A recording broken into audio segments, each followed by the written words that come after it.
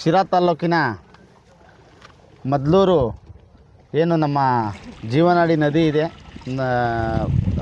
ಕೆರೆ. ಇದಕ್ಕೆ ಡಿಸೆಂಬರ್ 6ನೇ ತಾರೀಕು ಒಂದು ಐತಿಹಾಸಿಕ ದಿನವಾಗಿ ಅವತ್ತು ಒಂದು ಬಾಗಿನ ಕಾರ್ಯಕ್ರಮ ಹಾಗೂ ಗಂಗಾ ಪೂಜೆ ಹಾಗೂ ತೆಪ್ಪೋತ್ಸವ ಒಂದು ಹಮ್ಮಿಕೊಡ್ಬೇಕು ಅಂತೇಳಿ ನಮ್ಮ ಈ ಭಾಗದ ಎಲ್ಲ ಮುಖಂಡರ ಜೊತೆಗೆ ಒಂದು ಪೂರ್ವ ಸಿದ್ಧತೆ ನೋಡ್ಕೊಂಡು ಬಂದಿದ್ದೀವಿ. ಇವತ್ತು ಶ್ರೀಯುತ ಟಿ ಬಿ ಜಯಚಂದ್ರ ಸಾಹೇಬರು ಅವರು ನೀರಾವರಿ ಬಗ್ಗೆ ಅಪಾರ ಜ್ಞಾನವುಳ್ಳ ವ್ಯಕ್ತಿ.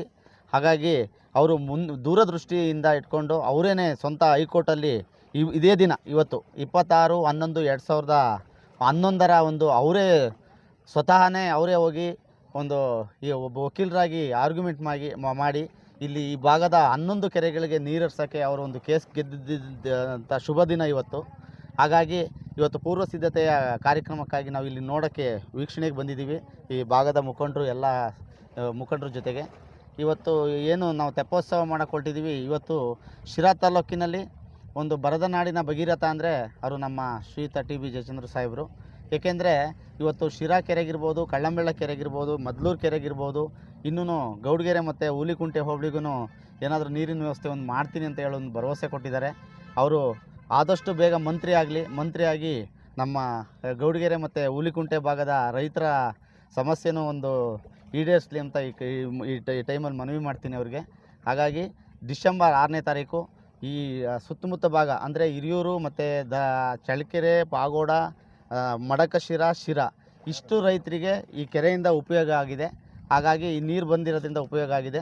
ಈ ಭಾಗದ ಎಲ್ಲ ರೈತರು ಯಾವುದೇ ಪಕ್ಷಾತೀತ ಜಾತ್ಯತೀತವಾಗಿ ಈ ಕಾರ್ಯಕ್ರಮಕ್ಕೆ ಆಗಮಿಸಿ ಈ ಕಾರ್ಯಕ್ರಮ ಯಶಸ್ವಿಗೊಳಿಸಬೇಕಾಗಿ ತಮ್ಮೆಲ್ಲ 5 ತಾಲ್ಲೂಕಿನ ಜನತೆಯಲ್ಲಿ ಮನವಿ ಮಾಡ್ತೀವಿ.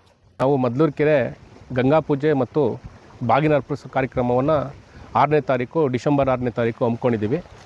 ಆ ಪ್ರಯುಕ್ತ ಇವತ್ತು ತೆಪ್ಪೋತ್ಸವ ಮಾಡೋದ್ರ ಬಗ್ಗೆ ಒಂದು ಪೂರ್ವಭಾವಿಯಾಗಿ ಮತ್ತು ಇದೊಂದು ವಿಸಿಟ್ ಮಾಡಿ, ಕೆರೆನ ವಿಸಿಟ್ ಮಾಡಿ ಇದು ಯಾವ ರೀತಿ ಮಾಡಬೇಕು, ಏನು ಮಾಡಬೇಕು, ಆಮೇಲೆ ಈ ದೇವ್ರ ಮೂರ್ತಿ ಕುಂಡಿಸ್ಕೊಂಡು ತೆಪ್ಪೋತ್ಸವ ಮಾಡುವಾಗ ಏನೇನು ನಾವು ಪ್ರಿಕಾಷನರಿ ತೊಗೋಬೇಕು, ಆಮೇಲಿಂದ ಸಾಹೇಬರು ಜೊತೆ ಹೋಗೋದ್ರಿಂದ ಅವ್ರಿಗೆ ಏನೇನು ಪ್ರಿಕಾಷನರಿ ತೊಗೋಬೇಕು ಅನ್ನೋದ್ರ ಬಗ್ಗೆ ಮಾತಾಡೋದಕ್ಕೆ ನೋಡೋದಕ್ಕೆ ಬಂದಿದ್ವಿ.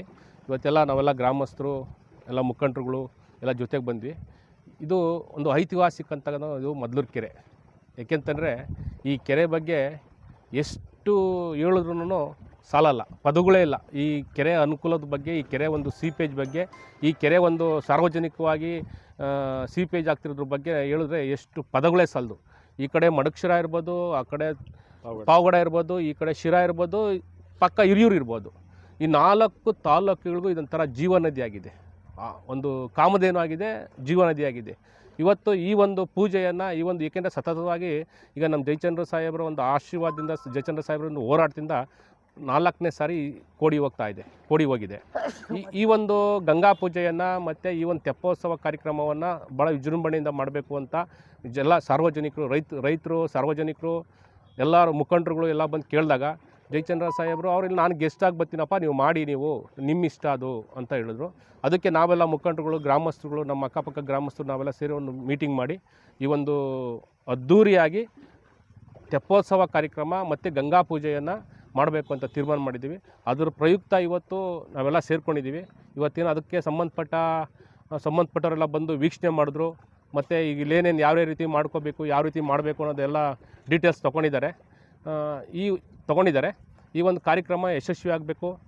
ನಮ್ಮ ಶಿರಾ ತಾಲ್ಲೂಕಿನ ನಾಗರಿಕರು, ಬಂಧುಗಳು, ರೈತಾಪಿ ಬಂಧುಗಳು, ನಮ್ಮ ಅಕ್ಕಪಕ್ಕದ ಎಲ್ಲ ಗ್ರಾಮಸ್ಥರು, ಪಂಚಾಯಿತಿ ಎಲ್ಲ ಮುಖಂಡರುಗಳು ಈ ಒಂದು ಕಾರ್ಯಕ್ರಮಕ್ಕೆ ಹೆಚ್ಚಿನ ಸಂಖ್ಯೆಯಲ್ಲಿ ಭಾಗವಹಿಸಿ ಈ ಕಾರ್ಯಕ್ರಮವನ್ನು ಯಶಸ್ವಿ ಮಾಡಬೇಕು ಅಂತ ತಮ್ಮ ಮೂಲಕ ಅವ್ರಿಗೆಲ್ಲರಿಗೂ ನಾವು ಕಳಕಳಿಯನ್ನು ಪ್ರಾರ್ಥನೆಯನ್ನು ಮಾಡ್ತಾಯಿದ್ದೀವಿ.